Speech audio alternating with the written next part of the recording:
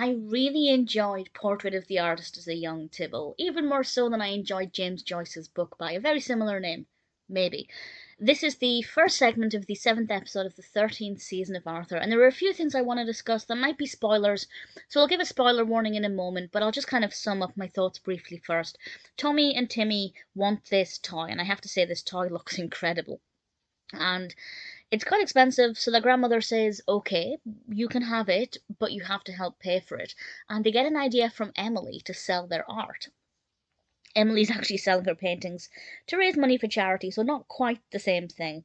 But they start to create pictures, and they are messy and chaotic and really not very good. But they turn on the waterworks and manage to kind of persuade various grown ups to pay 25 cents or a dollar or whatever for their paintings.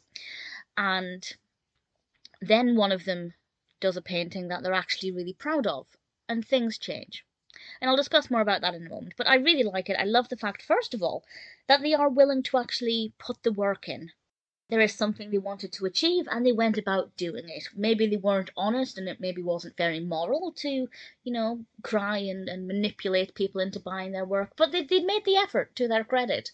And I think that's always a really nice message to show. And anything that encourages art and creativity is obviously a really great thing too. The direction of the episode went in a way that I wasn't expecting, and I really enjoyed that. I think the episode as a whole was a lovely idea and very well developed. So spoilers from now, I'm going to discuss what happens after Timmy, I believe, drew a painting that he was really proud of, and he learns that actually you don't need to manipulate people into buying your art, and also you shouldn't devalue your art. And there's even a point where he's wondering if he actually wants to sell his painting because he's proud of it and he wants to keep it. But of course, they still want to raise money. And I still feel hesitant about saying what happens at the end, but I've given a spoiler warning, so it's fine. I was really surprised when they actually sold this toy to earn money for art supplies, and I just thought that was such a wonderful thing. Probably really annoying from their grandmother's perspective because she's just forked out however much money.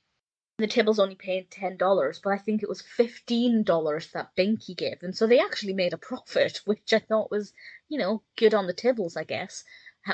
Although I don't know how much they paid for the batteries, but I wasn't expecting that, and I thought that was beautiful. They actually learned not only that there's something more important than just consumerism, i.e., mass-produced toys, but also that there's something that they can take pride in, and I really enjoyed that. And being a fan of art of any kind, that is something.